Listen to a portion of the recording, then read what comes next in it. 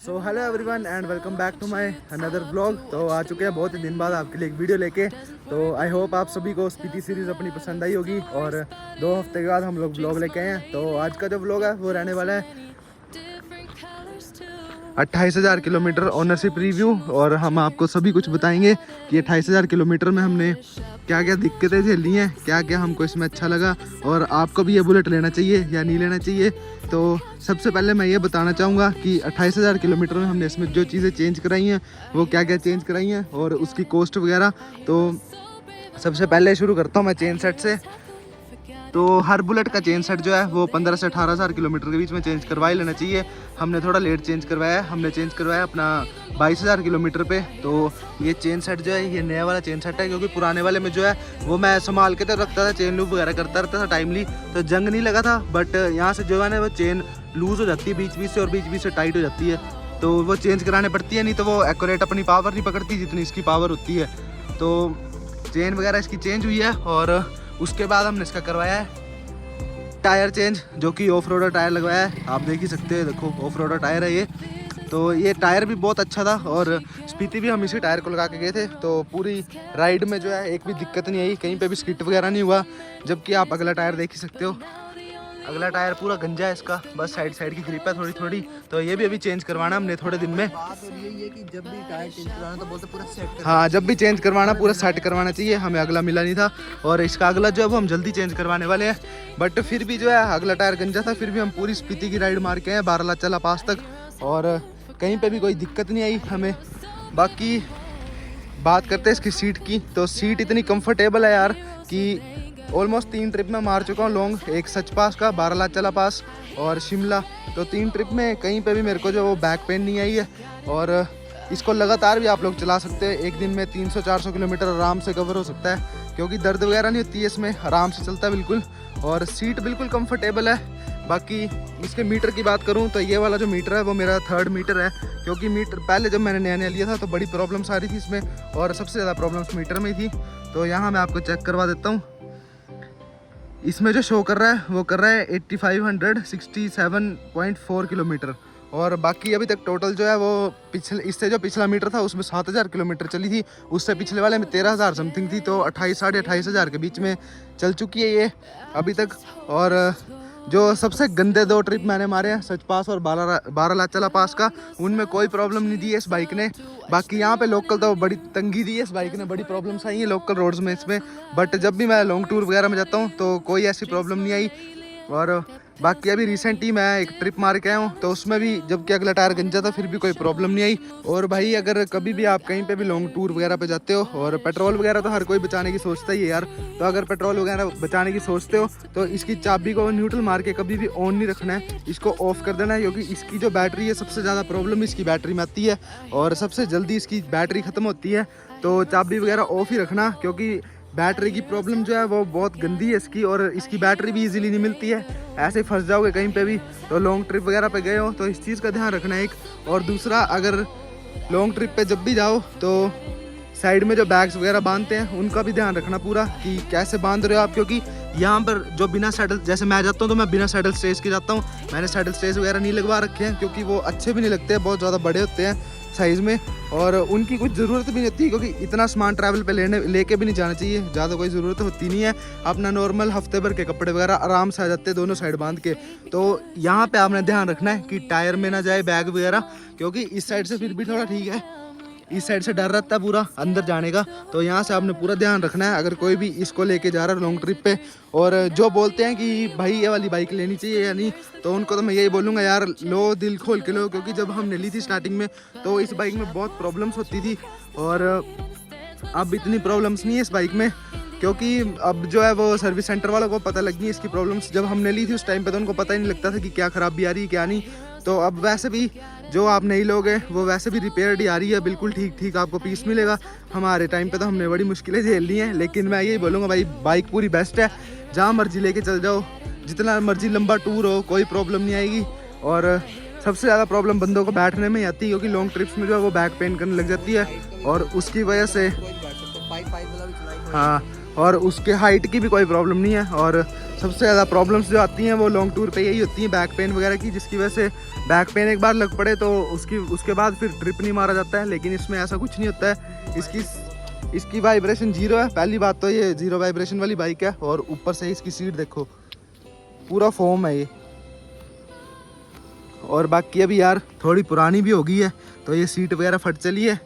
और बाकी 28,000 kilometre review के बीच में अभी मैंने 28,000 किलोमीटर चलाई है, ये ऑलमोस्ट 3 साल हो गए।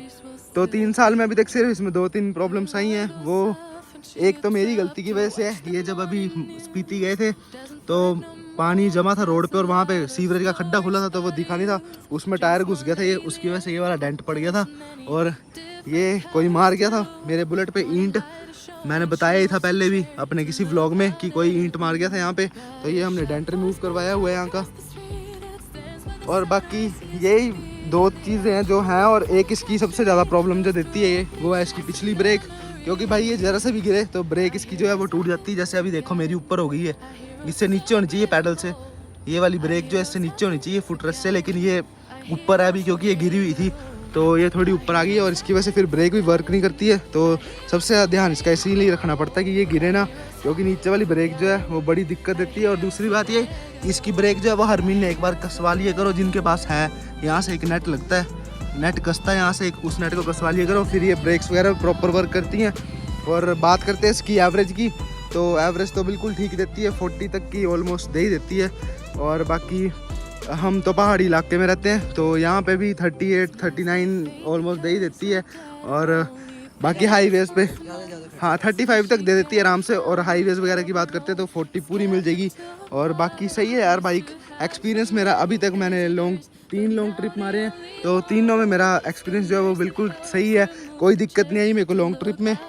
और बस मैं यही बोलना चाहूँगा, जो लेना चाहते हैं इस बाइक को वो ले सकते हैं ईजिली। और चेन लूप वगैरह करते रहे हर 100-200 किलोमीटर के बाद इसका चेन लूप करते रहे। और सभी को बताना चाहूँगा भाई मैं ये बात कि जब बरसात का टाइम होता है तो बारिशें ज़्यादा आती हैं तो चेन जो है वो बार बार गिल्ली होती रहती है, इसलिए बरसात में जो है वो 1-2 दिन छोड़ के हर तीसरे दिन कर दिया करो चेन लूप, क्योंकि आपकी चेन की सेफ्टी ज़्यादा हो जाती है उससे। जितना चेन जो है वो ऑयलिंग करते रहोगे उतनी ज़्यादा उसकी लाइफ बढ़ती रहेगी, क्योंकि वैसे भी 15 से 18,000 किलोमीटर चलती है। तो अगर चेन लूप वगैरह टाइमली नहीं करोगे तो वो जल्दी ख़राब हो जाएगी, जंग वगैरह पकड़ लेती है और फिर रेस वगैरह बिल्कुल कम हो जाती है। जैसे मेरा बुलेट जो है वो चेन सेट डलवाने से पहले चढ़ाइयाँ वगैरह बिल्कुल स्लो स्पीड में चढ़ रहा था, लेकिन अब जो है वो बिल्कुल ठीक हो चुका है।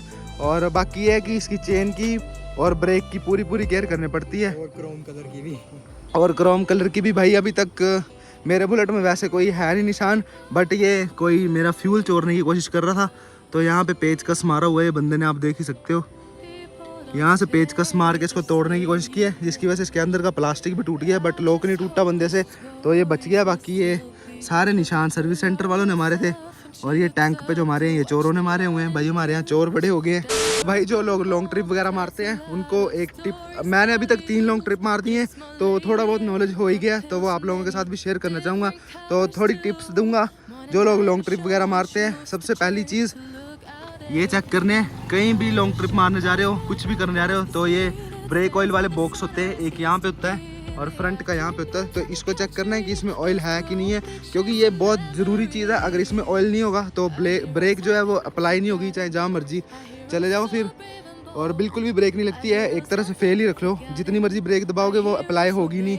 और दूसरी चीज़ मैंने आपको बताई थी पहले, लेकिन फिर से बता देता हूँ, यहाँ पे एक बार सैडल स्टेज के बिना अगर बैग बांधोगे तो इस चीज़ का ध्यान रखना है कि टायर में जो है वो बैग ना फंसे, क्योंकि इससे आप लोग भी गिर सकते हो और बहुत सारी प्रॉब्लम्स भी आ सकती हैं। तीसरी चीज़ जो है वो है कि इसकी चेन का ध्यान रखना है भाई बहुत ज़्यादा। और कहीं भी लॉन्ग ट्रिप पे जाते हो तो अपने साथ चेन स्प्रे वगैरह जो है वो कैरी ज़रूर करो, या तो यूज्ड इंजन ऑयल जो होता है जो फर्स्ट सर्विस के बाद एक बार यूज़ किया होता है वो कैरी कर लो, क्योंकि वो कैरी करना थोड़ा बजट में भी रहता है, क्योंकि लॉन्ग ट्रिप पे वैसे भी सभी जो है वो वैसे नहीं जा पाते हैं, कुछ लोग बचा के भी जाते हैं, तो उनके लिए वो भी सही रहेगा। और बाकी जो है वो चेन स्प्रे भी कुछ ज़्यादा कॉस्टली नहीं आती है, 250-300 तक की आ जाती है, तो वो कैरी करना ज़रूरी है। क्योंकि जो है इसको हर रोज़ जो है, जैसे आप हफ्ते के ट्रिप पे जा रहे हो तो हर रोज़ इसको ल्यूब करना ज़रूरी है, क्योंकि ज़्यादा चलती है ट्रिप्स पे बाइक। और बाकी है कि उससे चेन की सेफ्टी वगैरह बनी रहेगी। और चौथी चीज़ ये है कि कहीं पे भी लॉन्ग ट्रिप पे जहाँ भी जा रहे हो वहाँ पे जो मैकेनिक की शॉप्स आपको दिखेंगी वहाँ पर जाओ और इसको जो है वो टाइट करवा लो, क्योंकि चेन टाइट करवाना बहुत ज़रूरी है। अगर चेन को टाइट नहीं करवाओगे तो ये पावर नहीं पकड़ेगी, और चेन टाइट रहेगी तो पूरी रेस पकड़ेगी। और बात करता हूँ पांचवी चीज़ की, तो वो है इसकी ब्रेक पैडल, जो कि है पीछे वाली ब्रेक जो होती है ना, जो पैरों में होती है उसकी। तो ये जो पैरों वाली ब्रेक है, इसका आपने सबसे ज़्यादा ध्यान ये रखना है कि पहले तो ये जो इसका पैडल है यहाँ से लूज़ रहता है इसका नेट, तो अगर वो नेट लूज़ रहेगा तो ब्रेक अप्लाई नहीं होगी और बड़ी कम ब्रेक लगती है। तो इसको भी आपने जो है वो चेक करवाना है एक बार कहीं भी लॉन्ग ट्रिप पे जाने से पहले, और जाने के बाद भी जहाँ भी मैकेनिक की शॉप्स वगैरह मिलती हैं वहाँ पे ये चेक कराते रहो। और जैसे अभी देख लो, मेरी ये गिरी थी 1-2 दिन पहले, खड़ी गिरी थी, तो ये ऊपर होगी, अब देखो ये ब्रेक नहीं लग रही है। तो ऐसे ये जाम हो जाता है, फिर ब्रेक नहीं लगती है। और बाकी टायर्स वगैरह की एक बार टायर्स वगैरह जो है वो अपने चेक करके निकलो, क्योंकि लॉन्ग ट्रिप पे जो है वो टायर सबसे ज़रूरी होता है, स्किट वगैरह होने का डर रहता है।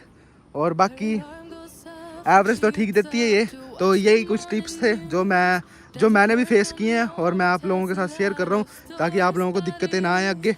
बाकी और भाई ये भी जो नई, जैसे जो नए ले रहे हैं और उनकी 1 मंथ या 1 साल के बीच में बैटरी खराब हो जा रही है, तो भाई वो कंपनी से हाँ वो फ्री में, वो तो वारंटी में फ्री में हो जाती है। और बंदे बोल रहे थे भाई कि भाई आपने कैसे कराई, तो इन्हें बताया। हाँ बैटरी हो गई, जैसे इसके मीटर में बहुत प्रॉब्लम थी, तो जो 3 मीटर लगे हैं वो भी फ्री में लगे हैं। इसकी बैटरी हो गई, मीटर हो गए, वो सब फ्री में लगते हैं।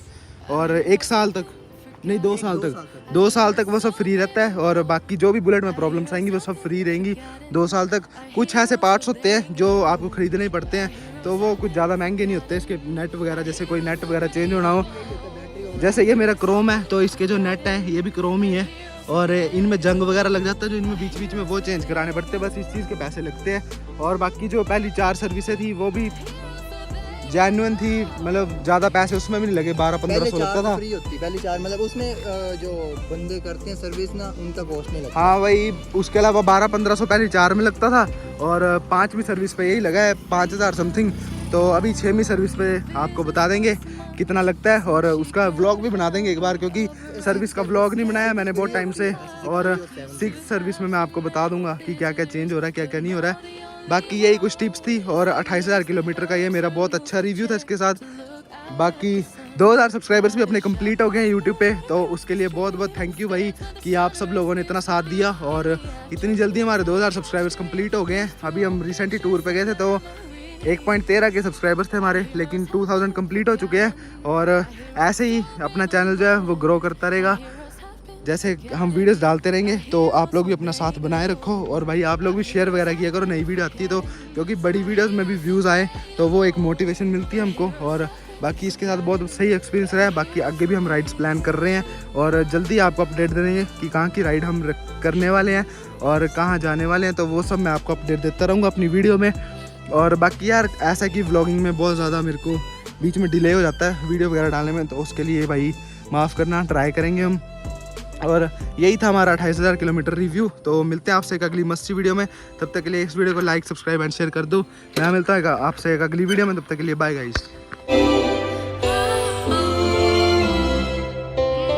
People don't stay the same.